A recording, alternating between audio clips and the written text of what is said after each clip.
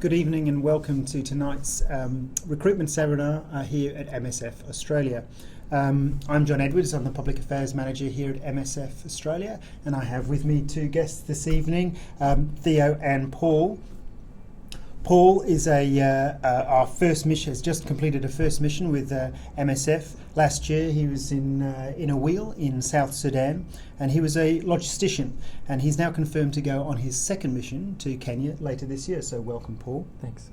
Theo has been with MSF since 1993, and she has worked in our field HR department now for 5 years. She's one of the team who's responsible for the management of medical and other field workers, and she has done 3 field placements herself. So welcome, Theo. Thank you very much. So I'll just explain a little bit about the structure of the webinar for this evening. We're with you for half an hour, and we're really here to answer your questions. And I know the number of you have sent in questions over the website prior to the event, and that's great. We'll get to those questions through the next half an hour. And we ask you to send more in if you see something that we're talking about tonight that sparks an interest for you. But if you are putting in a question, we try to have a theme to try and have a bit of a focus for our webinars. And today's theme is about life in the field. What's it actually like on a day-to-day basis when you go on your first mission? And so that's what we'll be focusing with our questions on for this evening. So do keep them coming in. So just to give us a little bit of a background for that, we have a slide coming up with a little bit of an introduction of life in the field, and I might ask Theo to go through that for us. Thank you very much, John. Life in the field, or team life, as we say, can be very challenging. The living conditions are basic most of the time, but they are safe and comfortable. And we might be required to share a room with other people sometimes. We might be required to have a bucket shower or a teapot shower, as it's called. We might have, depending on the context and where we are, we might have electricity limitations or water limitations, problems with the communication. So it all depends where we are exactly in the context. The other important thing is that we will be together with the same people 24 hours a day. We live and we work together with people with different backgrounds, different language, different nationalities, and different completely characters. So that's quite challenging, and that's why we have to be flexible. We have to be able to be good team players as much as possible, and also keep balances. Another important thing is that in all the countries we go for our missions, we are also working with national staff who are the local people that we hire locally to work with us in the mission. So we will have to adjust to the context we go into, and also it's good to be interested in learning the national staff culture and to discuss things with them and to show them that we do respect their culture. We are there and do respect them. When we are with MSF, we are working 24/7 as MSF people, not as individuals. We are not there to do whatever we want. We will have to follow rules and regulations, and we have to respect the image of the organization every time, every hour. But having said all that, living in the field and living with a team is quite fun, because you get to know different people, exchange different experiences, learn different things from other backgrounds and cultures. And also from my experience, and I'm sure Paul also can tell us his experience, you can make very good friends along the way, and some of them, they're friends for life. So it's quite important. Fabulous. Well, Paul, just heard a little bit about that introduction. There are rules and regulations, but there's also fun and there's interesting cultural challenges. So we'd like to hear a bit about your experience in terms of your first mission that you had last year. Perhaps you could describe for us maybe a little bit of the contrast between your expectations before you entered the field and how it was when you got there, and maybe a little bit about, that perhaps focus on the basic living conditions when you first got there, your accommodation and food and so on. Sure. Well, I think my expectations I'd set very low, and I was expecting, I guess, far worse living conditions than what I arrived and experienced. I was in a wheel with a team of probably 25 other expats on average. Sorry, could you just describe where a wheel is for us? It's in the northwest of South Sudan. It's about 2 days south of the border with Sudan. And MSF is running primarily a paediatric care and maternal health program for a 250-bed hospital up there. So we had about 25 other expats living in the same compound. And while it was basic, it was absolutely livable. We were all in mud huts called tukals, which is a sort of a standard house. Together or separately? Or it varied. For people that were on short missions of less than 3 months, they may have to share. But for those that were in for a longer haul of 6 months or 9 months, they would get their own individual accommodation. And they were relatively small. You could fit a bed in a small cupboard, and that was about it. It was a little thatched roof, and there's no air conditioning, and it does get up to sort of 35 degrees, and so everybody has a little fan, and it was my job as a logistician to fix people's fans when their fans broke, and when people can't sleep because they don't have a fan going, they get very angry very quickly. Pretty urgent. So it's a big deal. Yeah. And so you've arrived. You've got the accommodation. You've seen that you'll be living in the tukul. Yeah. What was the sort of communal accommodation and the experience of those communal spaces for your food, etc.? What was that like? In a wheel, it's relatively relaxed. We had 2 parts of our compound, and that we also had the office based in the same kind of area. There were tukals everywhere. We had a giant mango tree in the middle, although it wasn't mango season when I was there, which was a shame. And there's a large sort of communal living and dining area. The previous logistician who'd come in to build the operating theatre for the hospital had also done the expats a favour and built the most beautiful concrete couch with just pillows all over it. Wow. So we could fit about 20 people on the one couch. Right. And so we would made of concrete, doesn't sound upholstered and cushions and everything. But no, it was great. And so we just hang out there. People would lounge, on our days off or in the evenings, and it was really nice. It was a real communal atmosphere, and we had a giant table where everybody could sit at once and share a meal. And talking of meals, that's a great segue to my next question. What is the food situation like for expats? I think before the webinar, but just to preface some of these questions we get to, there's a lot of questions, of course, people sending in very specific questions about whether they're suitable to work for MSF, and we're not going to get into those tonight because it really is an individual question that is best dealt with through the application process. So there's a few questions there that won't get in. I think Kate, Caroline, Roger, Sarah, there's a number of people who sent something in. We suggest that you read all the information on the Join Our Team part of the website, and there are specific criteria and requirements there that you can read which reference your particular queries, and then we can assess your suitability through the formal application process. So the questions here are a bit more general and focused around our theme, and we have one here from Romina and Rachel who had the same question. They're not medically trained, but they have lots of project and administration experience, a little bit like Paul. So Theo, does MSF have a lot of need for those sorts of skills? Yeah, I think Paul is the living example, as we say, if we say that. Yes, we do need non-medical profiles because medical, paramedical, or medical profiles, each one completes each other in the field, and each profile is necessary to have the project running in the field anyway.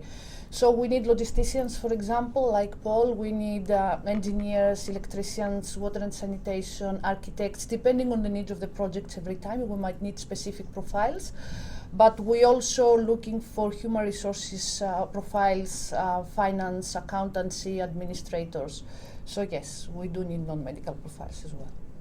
And Lena wants to know, are there any age limits for volunteers? There are no age limits for volunteers. The only thing that we always advise for the field workers is to make sure that they are physically and mentally fit to cope with difficult situations and difficult conditions in the field if the situations are difficult. That's the only thing we ask them. So what's the oldest field worker you've recruited?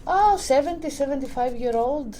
Yeah, we have surgeons, anesthetists that they are retiring, and then they have time to go to the field, and they are great. They go, they come back, they go again, which is very nice. And at the other end of the scale, what's the I think we had a 22-year-old younger logistician, if I'm not mistaken. Right, so really there is a we have massive big range, and yes. it really just depends on your personal circumstances and exactly. suitability for the placement. Yeah. Great. A question here from Saruthi. She's an international medical graduate. This could be a question for you as well, again, Yes. Theo. She's eligible for limited registration in Australia. She wants to know if she can apply for work for MSF Australia, even with that limited registration. Yeah, that's a good question. It is a part of our essential criteria that doctors should have a current and valid unlimited registration. It doesn't matter if it's in Australia or another country, but it should be unlimited registration, fortunately. Okay. Paul, maybe I can turn to you now. On the daily life, what are the kind of, if we've talked a little bit about your initial reaction, your initial environment, maybe turn a little bit to the work day. What would be a typical work day? What was the kind of work demands and environment that you were faced when you arrived in a wheel? The work was relatively involved. The program in a wheel is huge, 250 beds, supported by 25 expats and 300 national staff.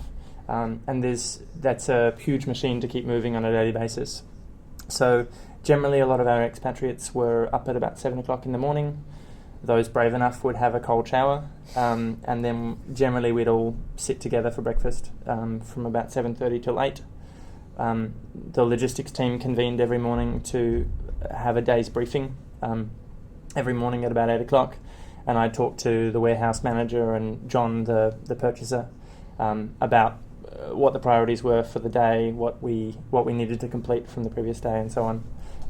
And then all of the staff would go off to their various locations for work for the day. They'd brief their staff, and the core of what I was looking after in South Sudan was the supply logistics. So we would have trucks running all the time from the capital up to us, and in some cases returning things down to Juba. And there was a lot of work involved in calculating how much sorghum or flour the hospital would use to feed the patients for a month, and so on. And so a lot of the day was filled with that sort of calculation and ordering of goods. And was it all truck transport, or was there air transport as well? There was air transport. I think I saw a photo of you in an aeroplane. Yes, that's right. Inappropriately tall in a very small airplane. You can see it. Yeah.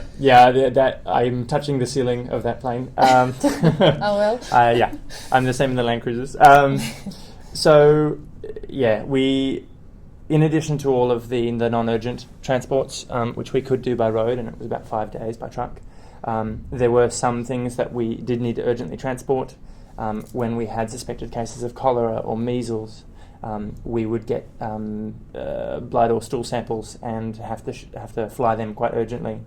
And there were UN aircraft doing regular trips, which took about 3 hours. And so often I would get a call from the hospital one evening going, I might have a cholera case. And they would give me a biohazard box the next day, and I'd be on the phone to the UN going, I've got this box. And we'd put it on a plane as fast as we could. And there's a lot of logistics and safety detail that's required with shipping dangerous goods like that. And so that was always exciting when we were shipping those sorts of samples. Certainly the cholera one. Right. Yeah. And when you're trying to recover from your excitement of the day, and probably, I don't know, stress, boredom, or other challenges of work life. What do you do? How does your downtime work? Yeah, well, I guess we'd start at sort of 8 o'clock and then finish at around 6 or 7 in the evening. And we do that generally from Monday through Saturday, and then just have Sunday off. So in the evenings, some people would choose to just go back to their tukals and relax with a TV show or a book.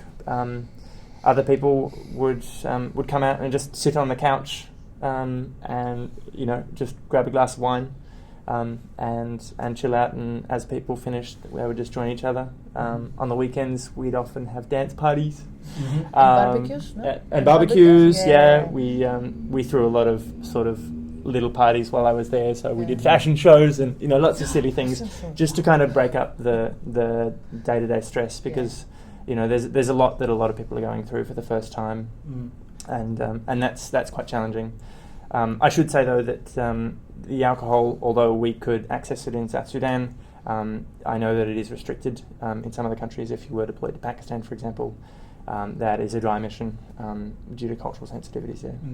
And also, presumably, we were talking earlier about the range of nicer foods, treats, or alcohol. That is, that's quite hard as well, isn't it, to come by? Absolutely, yeah.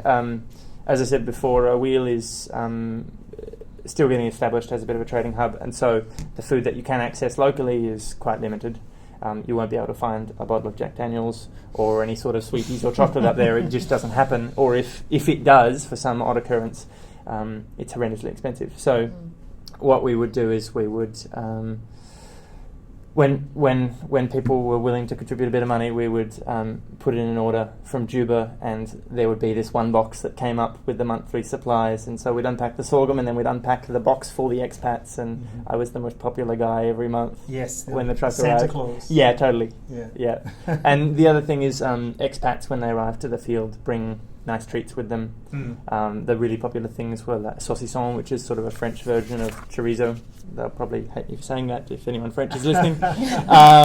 And chocolate and Haribo sweets and things. Yeah. That segues into my next question, or has come from some of our participants, which was around bringing things to the field. Sure. You say some of the visitors who would bring, or new field members would bring some treats for the expats. But what did you bring to the field? Yeah. What did you bring that do you think you shouldn't have brought, and it was a bit of a waste of time? Yeah. What would you recommend that people bring with them when they're going for their first mission? Well, I think the first thing to say is that my experience in South Sudan was that if you haven't brought something, it's generally fine. There'll be an expat that's leaving that can give you their thing. Okay. But don't forget your toothbrush. Yeah. But generally speaking, it's not sort of don't bring it or you'll never have it for 6 months. There's generally ways around it. Okay. People did forget things, and we were able to get them from the capital and so on. So it's not as do or die. Yeah. And but the other thing I'd also say is anything that you do bring, be prepared to lose. While generally the expatriate compounds are relatively safe and secure, things would always, go missing occasionally. Stupid things like people's underwear would just disappear one day, there's a degree to how much you can do about, that sort of stuff.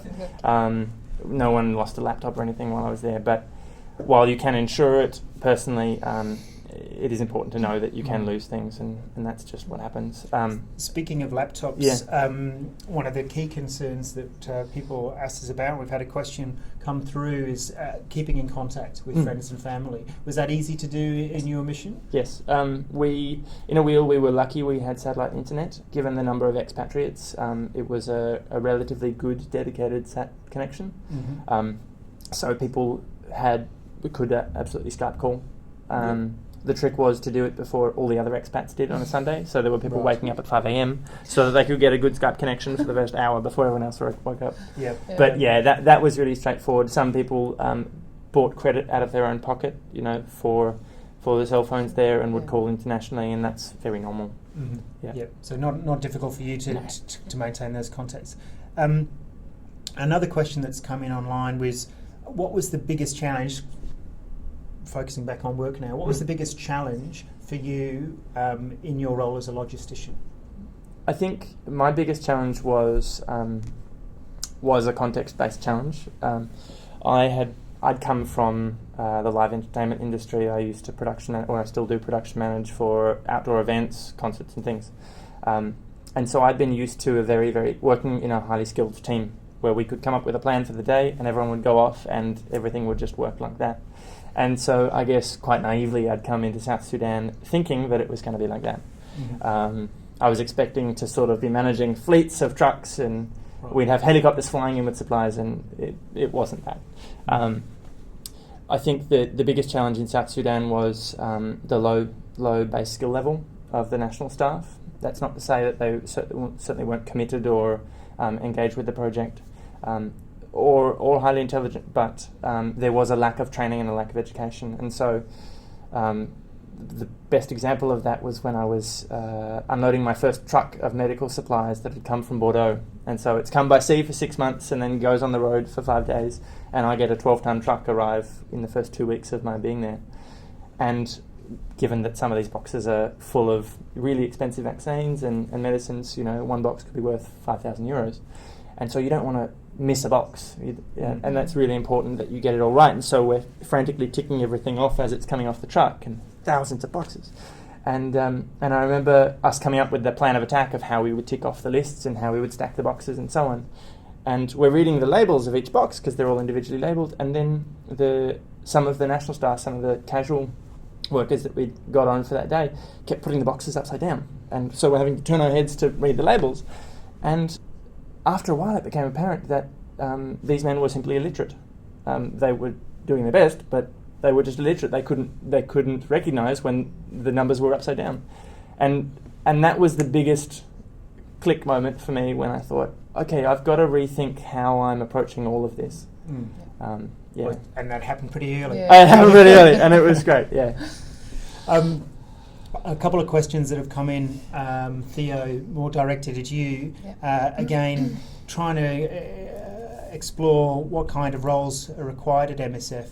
Joe's come in with a question, just wondering whether MSF employs paramedics. Okay. No, we don't usually employ paramedics because this is a profile we employ locally in the different missions we are. But also, when field workers want to work as nurses or doctors, they have to be qualified and registered according to their medical or nursing colleges and authorities that they have in each country. And that's necessary not only for our requirements and our recruitment procedures, but also for visas, for example. Many countries ask for those registrations and diplomas. But also, most of the countries, when nurses and doctors are going to work for MSF, the governments or the authorities want them to get registered to the local nursing and medical councils. And if they don't have those diplomas and those registrations in their country, they cannot work in the specific country of mission of MSF. That's why we can't have paramedics in our missions. Another question that's come in relating to sort of preparation for the field, and this is more in the logicians area, is it's coming from Ruben, who's an electrician, who wants to know whether there or not there's some sort of apprenticeship or preparation or mentoring program that's offered to tradespeople who want to pursue a career with MSF. Yeah, we don't have those kind of programs for the simple reason in the field all our people or our field workers are quite busy trying to fulfill the objectives of the projects. There is no time, unfortunately, for training people or for being with people all the time and supervising them. So we really ask for the field workers to be fully qualified, so they are able, when they arrive in the field, to start working immediately on their own technical aspect that they have gone to the field for. So for electricians, for example, as the question came in, we need an experience of 5 years at least post qualification, and the skills to work in basic conditions. So we need someone who will go and start working immediately. Okay. Yeah. I've got time for just a few more questions. I've got one. I'm just looking up at the screen above the camera here from online. Matthew asks, Paul, what made you realise that you would be suited to work in the field? That's a great question. That's a really great that's question. That's a good one, Matthew, it was a bit of an odd realisation for me. I think I'd always wanted to do humanitarian work, but through whatever means, I had ended up working in theatre and live entertainment. And so I guess when I started heading down that path, I thought, well, that's it, I will never be an aid worker. And then as my skills developed, as I was working more in project management, and there was a large amount of operations management work that I was doing, I started to look again more seriously about how I could use those skills that I already been applying in my entertainment work to the aid world. And it took a bit of digging. It took looking at the MSF website, and it said, well, we actually do take people from so many professions. I've yet to meet anyone else that works in entertainment, but I've met an electrician that used to be an instrumentation engineer on super yachts for millionaires, and I've met guys that have built 10-story buildings. And so I think at least for the logistics profile, and I think a lot for the admin profiles as well, everyone is coming from all walks of life. And for logisticians coming in down the general rather than specialist route, you can have a really broad skill set, and it's just about how you're applying that. Yeah. We've heard a little bit about the daily life and the challenges you face. I want to hear just very briefly, we've got a couple of minutes left. We've heard about your downtime in the evenings, meals and so on. Can you get away? Is there a break that you can get from the field? Yeah, it depends a lot on where you're deployed to. The break policy does vary, but when I was in South Sudan, you'd get a break at 6 weeks in, which was really, really great. Getting hit with everything for the first time was you needed to just get away and de-stress after the first 6 weeks, and so everybody got to fly to Juba, the capital, and you would get a weekend of walking around in air-conditioned supermarkets with lino floors, and you could go to a restaurant and have someone wait on a table, and after 6 weeks that was the best thing ever. And then after 3 months, the project there says that South Sudan isn't particularly restful, so MSF asks all expats taking a break to leave the country for about a week. And so when I was there, it was Zanzibar in Tanzania, or it was Ethiopia, or at the time it was Kenya. You can't go to Kenya anymore. And so I went to Zanzibar for a week and sat on the beach and did absolutely nothing, and it was fantastic. And you regenerated, and you come back after a week, back into the work. Yeah. And segues into my last question, which is around the biggest challenge that you faced, and in terms of if you're advising people who are thinking about going on their first mission, what should they be prepared for in terms of a general challenge that you had to overcome? But what should they also be prepared for in terms of the real joy of field experience? Yeah. Well, I think in terms of the biggest challenge, Theo's touched on it briefly already. It is 24 hours a day, every single day, and you can't turn off. We were running an operating theatre, and so there were emergency C-sections happening all the time. And so the OT team would be sitting just sitting down having a chat with us, and it's a relaxing Friday night, and then suddenly they're off. And no one can really switch off. It's the same. I'd be up at 2 a.m. fixing a generator if the generator broke, and that gets really taxing. But you learn to cope. You learn to pace yourself.